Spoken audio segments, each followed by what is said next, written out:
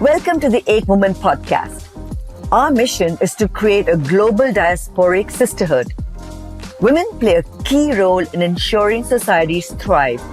But what happens to women who leave their comfort zone and venture out? Our podcast brings you their inspiring stories of assimilation, struggle, willpower, success, and fame. You can follow at Ek Women Podcast on Facebook and Instagram. Today, we're speaking with serial entrepreneur Shalini Vadhera, who strongly believes the future is female, which is why her life's mission is to bring about global change using beauty and travel as a vehicle. Shalini believes beauty is not just skin deep, and nurturing inner beauty is as necessary.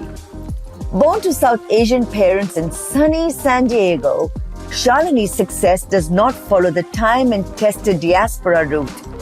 Instead, she found her niche in the competitive world of cosmetics, building a $21 million global brand from her garage. Becoming a global influencer wasn't without struggle, especially as a woman, but Shalini persisted. After grabbing headlines as a celebrity makeup artist and best-selling author of a beauty book, this global cosmetic goddess has now donned the hat of mentor for less privileged girls and women. Shalini's social platform, Power Beauty Living, provides love, support, and empowerment to women across the world, while her cosmetic company, Ready, Set, Jet, has been developed especially for Indian skin tones. Shalini has conducted an Art of Living session for UN Women, is on the Global Advisory Council for Impact Leadership 21 with the UN, and is an advisor for Women Network. She received the Mahatma Gandhi Award from the British House of Lords in 2017 and was invited by the Government of India in 2018 to empower Indian girls through beauty. She also got the Sexy and Successful Award for Most Promising Entrepreneur. Let's unravel the different layers that make up this dynamic woman. Hi, Shalini. Hi, Monica. How are you? What was it like being raised in a South Asian home in ultra-American San Diego? It was a challenge. I had very strict, very traditional parents, and I was at the same time getting very bullied at school for looking different, not being the traditional blonde hair, blue-eyed surfer girl. I went through an enormous amount of bullying. And so I actually didn't know where I fit in. I didn't know if I was American or if I was Indian or if I was just stuck in this middle land of nowhere. And, it wasn't until I finally got out of school and started college when I really embraced the Indian side of who I was. That point is when things started to change for me in my career and everything. So what kind of things did you find tough to deal with? Was it like eating differently at home and eating differently at school? Or was it like the way you dressed and the way you were expected to dress? The food was never an issue for me. I always hear the stories of people saying, well, my clothes smell like curry. I didn't mind that. We grew up in a beach town and it was pretty affluent. All these girls in school were wearing designer labels and we'd go to school in the same clothes and have boys throw dog poo at me, calling me a dog because I was different looking. So there was a lot to deal with. I had very strict parents. So it was always a no before a very long fought out yes to get to what I wanted.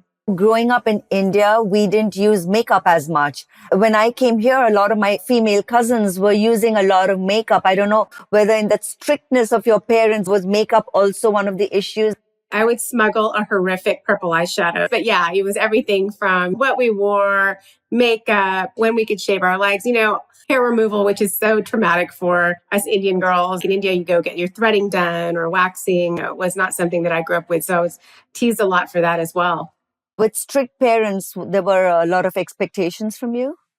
Absolutely. We want you to be the three things that we always hear: doctor, engineer, computer scientist. People who know me know that I have a very rebellious spirit. So it was just really difficult growing up without, a really big community and really not understanding where I fit in. I'm grateful for those times because it put that fight inside of me. I remember when I was ready to join college, my dad was like, finance, you're good in math, maybe you can do business. And my mom was like, no, no, no, you have to become a doctor. I did choose business, and decades later, finally found what I think I'm enjoying. What was it for you that made you feel this is the light bulb moment and it's going to be beauty? So, I grew up traveling a lot. We would visit my grandparents in India and Punjab. We'd visit my other set of grandparents in Kenya. And so I was really enchanted by flight attendants and all these beauty secrets I was seeing around the world. But it was a big no for my parents. So actually at 19, my father had given me a plane ticket to India and $2,000 and told me to start my own company. And of course, I hysterically cried on that flight because I thought they were marrying me off because I was this really rebellious teenager. But my dad really wanted me to start my own business. My uncles were knitwear manufacturers. So I started with surf and golf clothing, and I hated it. It was just not my jam at all. And I was dealing with my uncles in Punjab, but it was this whole don't worry mentality. I'm like, oh my God, we're never going to get anything done. And so one day I decided to just get a part-time job at the Clinique counter. And I had no idea what I was doing. I didn't know how to do makeup. I didn't know how to sell. I remember my very first customer coming up to me. So with Q-tips and cotton balls, I did her makeup. I remember she bought 2 products, a moisturizing lotion and a toner. But the next day I got a card and a bouquet of flowers from her husband saying, thank you so much for bringing back my wife. She's been going through cancer, and you put the smile back on her face. And from my own personal experience of being bullied and not being appreciated or looking different, it was that light bulb moment of the power of self-esteem and how beauty can give you confidence in a way that you may not have known before. And I was like, this is what I want to do for the rest of my life. I want to give women those tools to look and feel beautiful. And that hooked me, and it just kind of took its own journey from there. And boy, it's been a journey. How old were you around that time? I think I was 20 years old, and I was getting a degree in international business.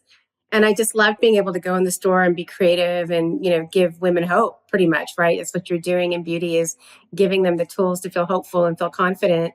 I loved it so much. I wanted to learn everything. I started freelancing and started working for Chanel, to Makeup Forever with Danny Sands, Laura Mercier with Laura, and Dean and Davis Factor's Smashbox, and helped them launch all their brands. And then one day got a call from NBC Studios in LA saying they wanted to see my stuff. And I didn't really know what my stuff was, but I wasn't going to turn down any opportunity to walk on a lot.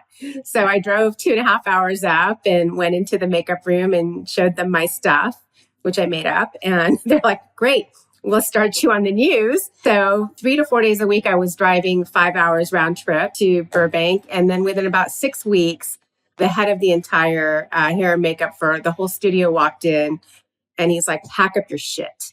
And I'm like, oh my God, they know I don't know what I'm doing. And like all these hardened veteran makeup artists were like giggling. They're like, it was nice meeting you. Bye. You're so fired. And so I packed up my stuff, and I remember following this gentleman out of the studio. And I'm like, I'm so sorry. Did I do something wrong? And he walked me right into the Tonight Show with Jay Leno. And he's like, no, you're really good. We're going to put you on the Tonight Show. And that launched my celebrity makeup artist career. And I remember my very first job was trying to get Bill Clinton a cake. And I went on to work. Then I got very aggressive, and I was like, oh, I want to work on all the shows. I would drive over to CBS, and I would sit outside and call the head of makeup. And I'd say, hey, I'm here. Can I come in? And she's like, nope, nope, nope. And I remember one day I finally said, look, I've just driven 2.5 hours. Can you just give me 5 minutes? And so she said, I hope you have all your stuff, come to the makeup room. I remember walking into the makeup room, and the whole entire cast of The Bold and Beautiful was sitting there. And I was like, wow, this is my whole childhood right in front of me. And so I set up my station, and I did the head of the entire studio's makeup. And she was like, you know what?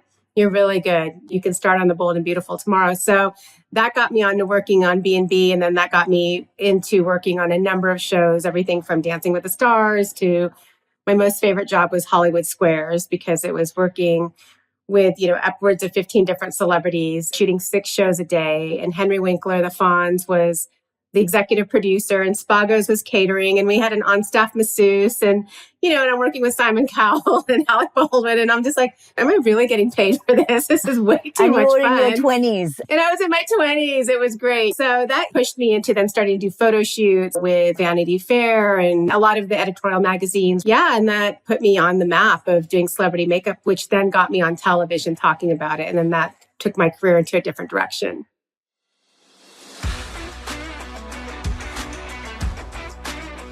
You talked about traveling a lot. And I know for myself, I love traveling. I have wheels on my feet. But I also know that apart from the thrill of traveling, it's just such a learning experience. So for somebody like you in the beauty business, how is travel being incorporated and how has it impacted your work? It's been the basis of my entire career. For me, it was always frustrating, especially being a makeup artist, that there was never colors that matched my skin. And even in India, there was like colors that were not for Indian skin. I didn't understand it. I remember this defining moment in my career. I was being flown to do the early show in New York every couple weeks, and it was great. I was putting me up in this beautiful suite at the pier. I was going on and doing all kinds of beauty segments like Global and Gorgeous or From Office to Office Party or holiday makeup tips. I was about 7 or 8 months in, and the senior producer of the early show came up to me and she was like, why the F are we flying you out here, paying you to do this, putting you up in a suite when I can get anyone? What makes you so different? I just was like, well, because nobody's talking about all these amazing skin tones. America is the greatest melting pot in the world. We have a new skin tone being born minute by minute. Nobody's addressing the beauty challenges South Asian women have with hyperpigmentation, Asian women have with wanting to reshape maybe their eye shape and give a crease, or African American, sometimes they're lighter down the T-zone and they're darker in other areas. So how do they match their skin so they're flawless all the way across? And I said, and two, we always want to know why Indian women have traffic stopping shiny hair and why Chinese women never age. And these Brazilian women have amazing bodies, and it's not genetics, it's all these great beauty secrets. And I learned them from traveling my entire life.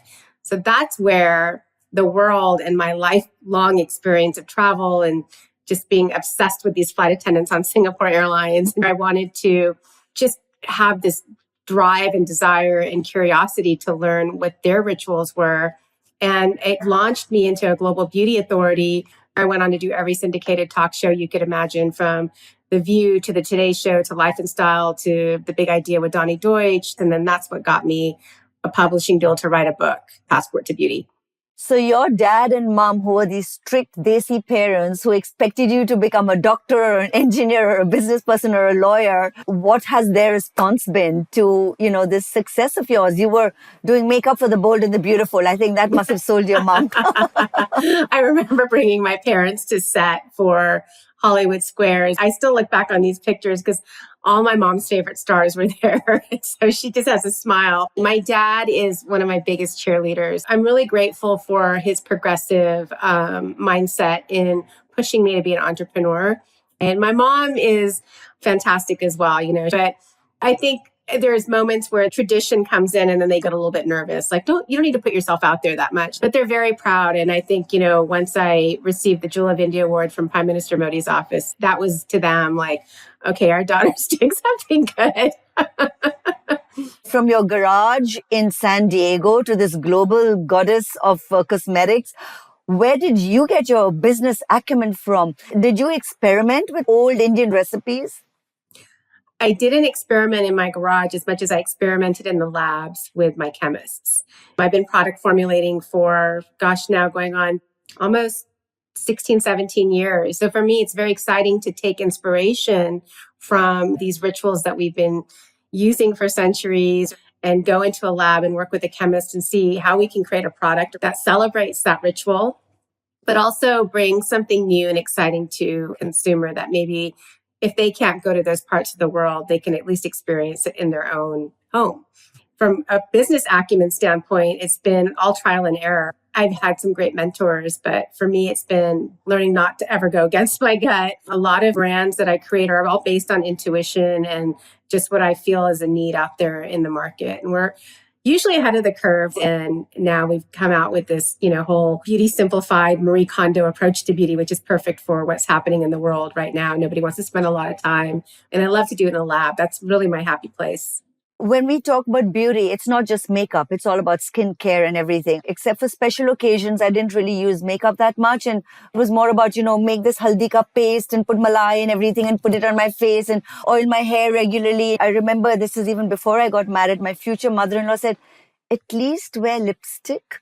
Indian girls growing up in India, we didn't do that.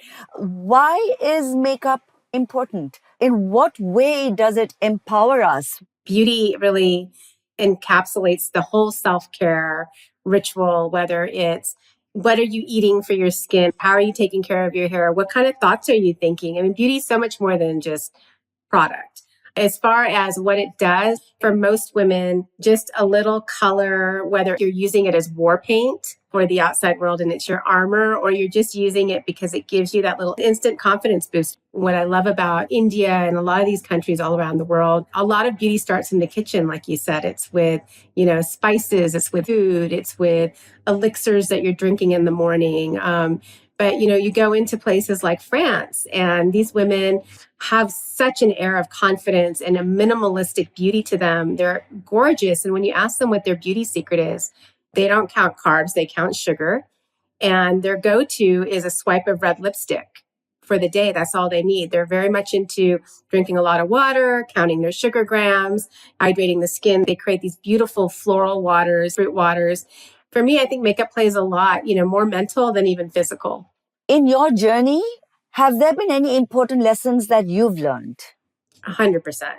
It's this peaks and valleys journey that I've been on. And it's been one that I can look back with a lot of gratitude, even though there was times that I just didn't understand what was going on. I've gone through an enormous amount of sexual harassment, trying to raise money as a woman, never really meeting a lot of women early on in my career. And that was the fuel for me to create my platform, Power Beauty Living, that I launched globally at the United Nations. I was really upset more women weren't showing up for each other the way they needed to. And for me, it was like, how do we create a community where women can mentor women and we can power up your business, we can power up your beauty, so you've got that unmatched confidence for unmatched leverage, and we can power up your life with yoga and meditation that are going to give you a warrior mentality. So there's been a lot of lessons, especially being an Indian girl. We're taught to not speak up, don't rock the boat, don't throw your opinions around.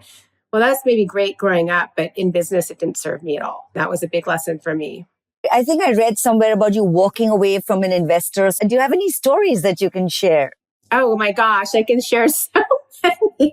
Fundraising's always been interesting. It's like, do you want to party on my yacht and close the deal over crepes in Paris? No, I don't. I'm glad to see things are changing and more women are stepping up on being investors. And we actually raised our friends and family around this next brand with 90% women, because I think there was this feeling we do need to come together, because there's so many meetings I walked in where the investor was in a white bathrobe with nothing else on, sitting with his legs spread. Or, I've walked away from an investor who has said things like, want to eat this cake off you. I mean, just egregious positions and situations. Even in my own brand building process, I've faced harassment, retaliation, sexual harassment that really caused a lot of devastation to one of my first brands. So it's been an interesting journey, but the lessons are great. And I wouldn't be where I am today if I hadn't experienced those things. I have a very strong mission that no women have to go through that. So what does empowerment mean to you then? Empowerment means, God, so many things, Monica. I mean, it means giving women the tools that they need to thrive, right? So if you're empowering another woman, are you empowering her with skills or with a vocation or an ability? If she doesn't want to be an entrepreneur, she can at least be self-sufficient. Are you empowering her through mindset and mindful living? I had a very big spiritual awakening in 2014 where I was actually struck by lightning on my way to meet a Korean master in Sedona. And that's really what put me on the path to empower women. I didn't want women to have to go through not having the resources if they're doing a startup. I realized, okay, if I don't take everything I've learned and pay it forward, then there's something wrong with me and it goes against everything I stand for. And so empowerment is really about giving women confidence. It's about giving them the tools that they can go to every day, whether it's networking with like-minded women, whether it's finding a mentor or having a community where you can have needs and leads, just giving them the ability to be self-sufficient and strong women. How did the lightning incident make you realize that this is what you want to do? Is it because you almost died? So I had come out of a really devastating and just a hard moment in my entrepreneurial career when I decided to part company with my first brand because there was a lot of shit going on that I didn't think was acceptable. And just to unwind the contract was so painful. So when I came out of it, I was just a little lost. And I had just moved to Los Angeles. I had just gotten married. I remember saying to my husband, I need to find a yoga that is not physical, but is mental, because I need to get a grip on my mindset right now. I stumbled into this Korean yoga, and it was literally one of the best modalities I've personally ever found as far as healing. Quite a few months in, the instructor coming up to me and she said, "Oh, our master's coming from Korea.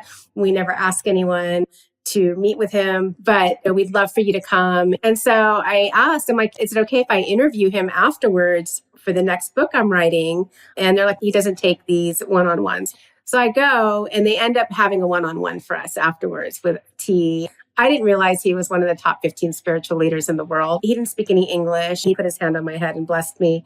I look up and all the Koreans are crying because he doesn't bless anyone. And so I leave, and it's about 2 years later in my meditation, I see this Korean master, like clear as day.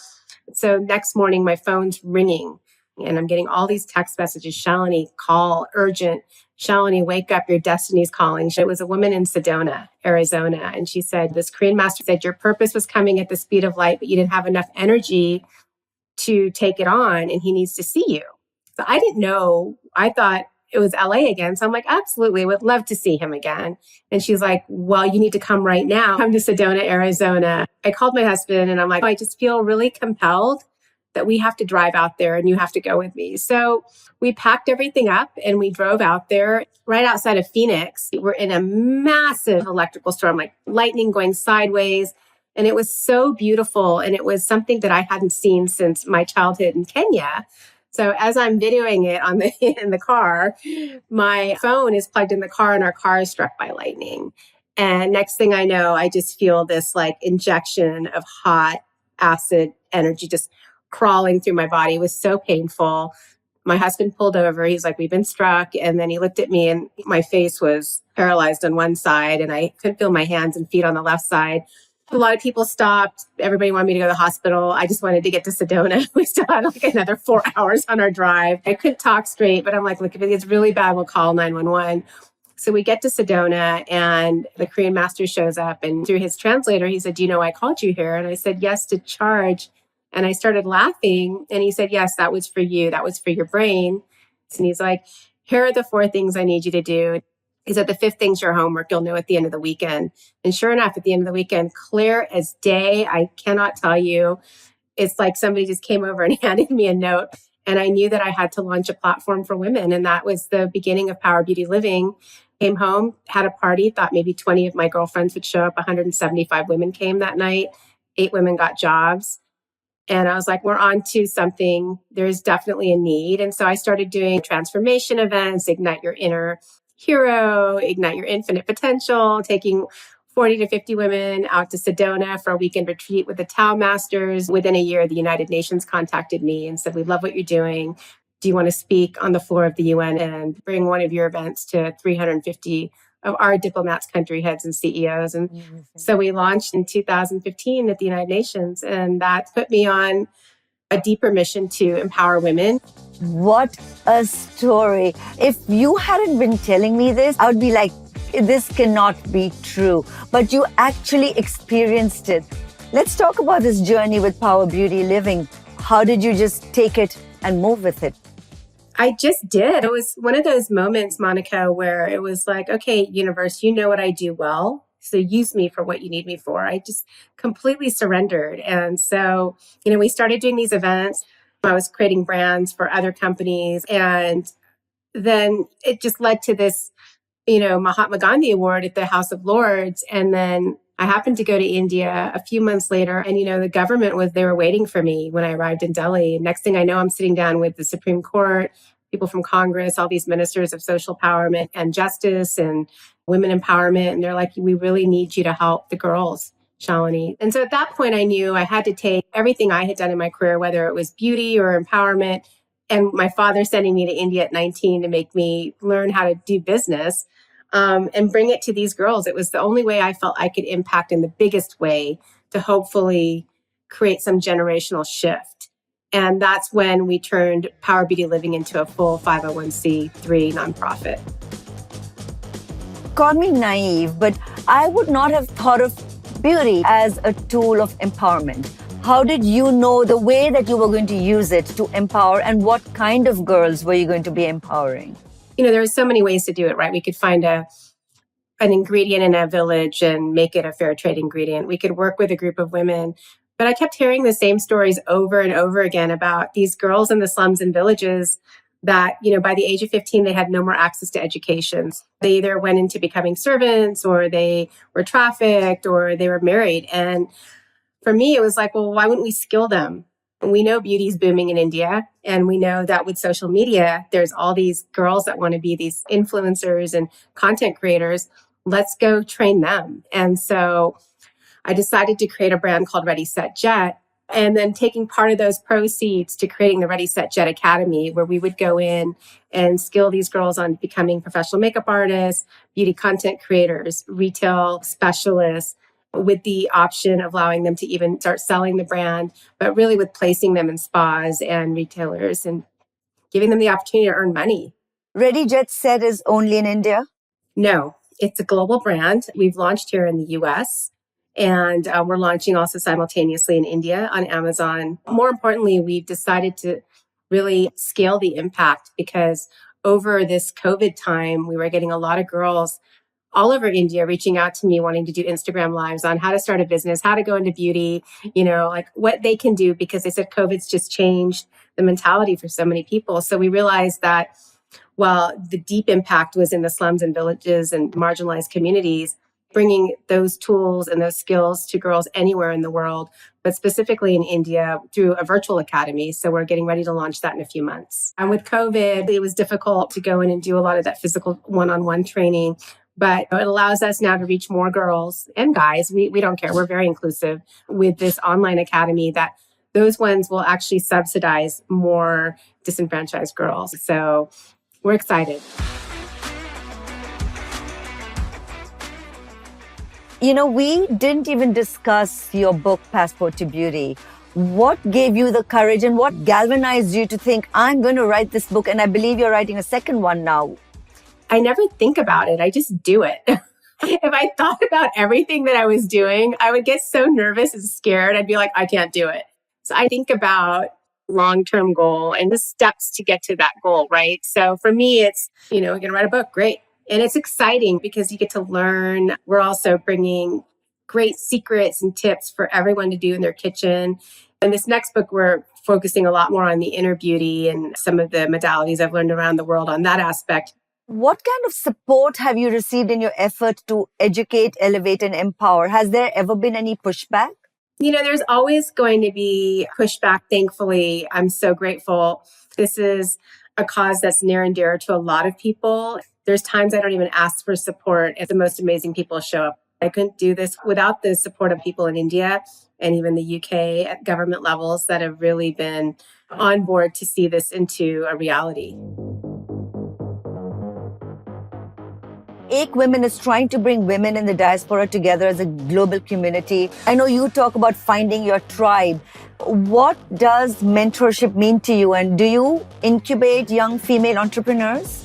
Most of my team is young. They're all girls. I have a really nice relationship with FITM, Fashion Institute Design and Merchandising. They're the only fashion and beauty university that gives a bachelor's in beauty. They send me a lot of their students. I'm proud to say that some of these girls start knowing absolutely nothing and they go on to start their own graphic art consulting or marketing. I have a lot of people reach out to me saying, hey, can you just mentor? Can you give this girl a little bit of advice? And it's really, really important. We have to show up for each other that way. It is so important because when you're young or you're in an area that you don't have a lot of resources, having someone that you can reach out to that has maybe done what you've wanted to do or is doing what you want to do or has insight in an area that you're not very strong in is a lifesaver. We are living in a world of social media, the Instagram culture, and a lot of young girls wanted to be influencers. How is beauty adding to the narcissism of women, and how is it being used in a negative sense? I would hate to be a young girl right now growing up in a social media culture because the pressure to look a certain way, to be a certain way is everywhere. We have absolutely skewed reality. I was watching a story where more and more girls are going and getting the Instagram plastic surgery because they want to look like these filters. So I'm hoping at some point that we can talk about other ways to look and feel beautiful. Being authentic is beautiful. Celebrating your differences is beautiful. There's a duality to every situation. There's a lot of good too that's come out of social media, just being able to connect with amazing people that share your mission and your cause all over the world. What's your favorite acknowledgement? The one that's resonated with me the most is the Mahatma Gandhi Award. That acknowledgement for just my overall work in beauty and women empowerment meant a lot to me. And I was one of the few women to receive it. When I wrote my book, I had never done anything like that. And to see it hit number one, what had happened is I went on The View in the morning. I remember I was sick with a cold and the book was at number, I think, 347,000. Did my segment on The View and then came home, went to sleep because I was so sick and my phone kept ringing. And that afternoon I answered my phone and it was my agent saying your book's hit number one. And I was like, oh my God. And I won the Oprah Award for product formulation. That was a lovely acknowledgement. The thank yous I got from these everyday women like you and me, just giving her that little lift in her step. That is the best acknowledgement I can get. Where can our listeners find your products? So you can go to readysetjetofficial.com and you'll find the beauty batons and more info on the mission. And then, of course, you can just follow me on Instagram at Shalini Vadhera and you'll see links to Passport to Beauty, links to Power Beauty Living, links to Ready, Set, Jet.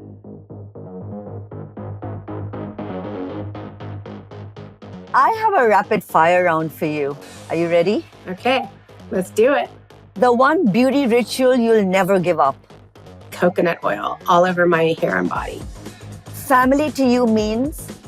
Like-minded people that share your same value system and moral compass. New York versus LA?